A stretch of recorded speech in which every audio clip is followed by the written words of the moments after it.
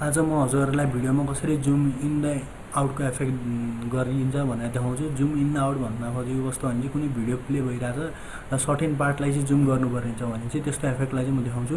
अब यहाँबाट चाहिँ हजुरहरूले आफ्नो भिडियो इम्पोर्ट गर्न सक्नुहुन्छ अथवा म हजुरलाई एउटा स्याम्पल देखाउँछु। सपोज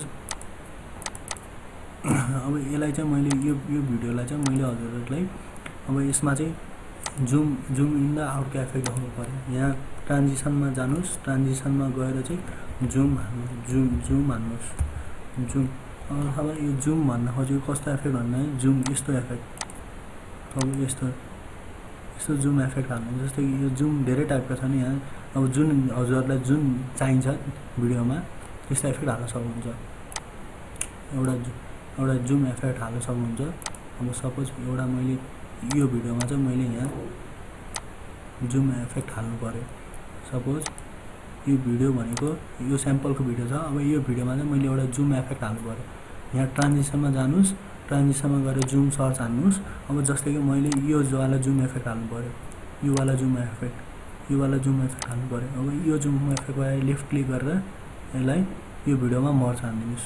यो भिडियोमा मर्ज हान्नु, यहाँ क्लिक गर्नुस्, लेफ्ट क्लिक गरेर यो भिडियोमा मर्ज हानिदिनुस्। अब यो भिडियो कस्तो हुन्छ यहाँ म हजुरलाई देखाउँछु।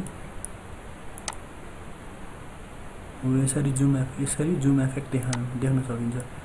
यसरी जुम इफेक्ट देख्न सकिन्छ। अब अथवा हजुरलाई यो जुम इफेक्टको साटो अब हजुरलाई यस कस्तो खालको जुम इफेक्ट देखाउनुहुन्छ। जस्तै कि जुम इन देखाउन सकिन्छ। जुम इनलाई पनि हजुरले यसरी मर्ज गरेर जुम इन इफेक्ट हाल्न सकिन्छ। जुम इन इफेक्ट पनि हाल्न सकिन्छ अथवा यसरी यस्तो जुम पनि हाल्न सकिन्छ।